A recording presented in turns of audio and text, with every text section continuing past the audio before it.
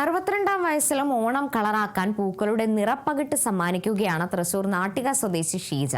നാട്ടിക 12-ാം കല്ലിന് പടിഞ്ഞാറ് 1 ഏക്കറോളം സ്ഥലത്ത് വിരിഞ്ഞു നിൽക്കുന്ന ചെണ്ടുമല്ലി തോട്ടമാണ് ഇപ്പോൾ നാട്ടുകാരുടെ ശ്രദ്ധാകേന്ദ്രം.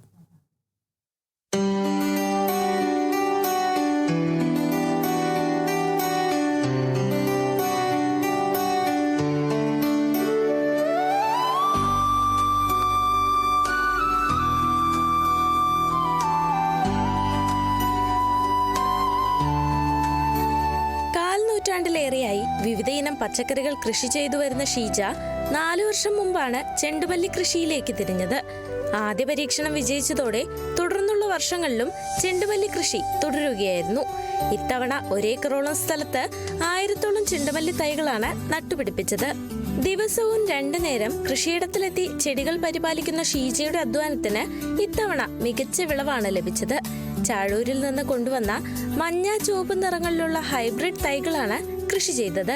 കൃത്യമായ പരിചരണവും പരിപാലനവും ലഭിച്ചതോടെ ചെടികളിൽ നിറയെ പൂക്കൾ വിരിഞ്ഞു നിൽക്കുകയാണ്.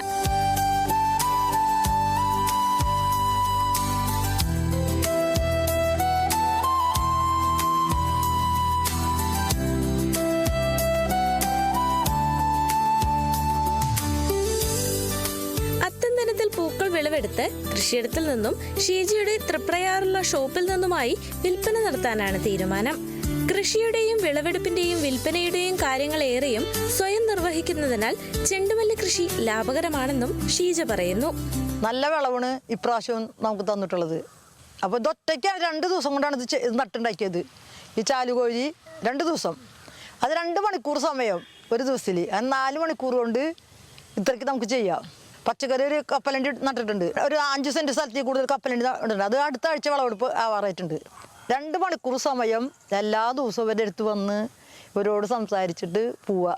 ഇതിപ്പോൾ എൻ്റെ ഷോപ്പുണ്ട് കുറച്ച്, അതിൽ വിൽപ്പന പിന്നെ അത്യാവശ്യം ഇവിടെ വരും. പിന്നെ ചോദിച്ചിട്ടുണ്ട് കുറേ പേര്. പിന്നെ മറ്റന്നാൾ തൊട്ട് അത്തത്തിൻ്റെ ഒരുക്കായല്ലോ, അപ്പോൾ അത്തം സൂപ്പറാക്കി ആവണം വെച്ചിട്ടുണ്ട്.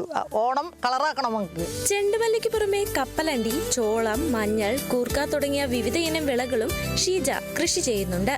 കൃഷിയോടുള്ള നിരന്തരമായ താല്പര്യവും അധ്വാനവും കൊണ്ട് സ്വന്തം കൃഷിയിടത്തെ ഒരു വൈവിധ്യമാർന്ന കൃഷിയിടമാക്കി മാറ്റിയിരിക്കുകയാണ് ഷീജ. ഓണത്തിന് പൂക്കൾ തേടിയെത്തുന്നവർക്കും കൃഷിയോട് താല്പര്യമുള്ളവർക്കും ഒരുപോലെ കൗതുകകരമാവുകയാണ് നാട്ടികയിലെ ഈ പൂപ്പാടം. Kerala vision news, Thrissur.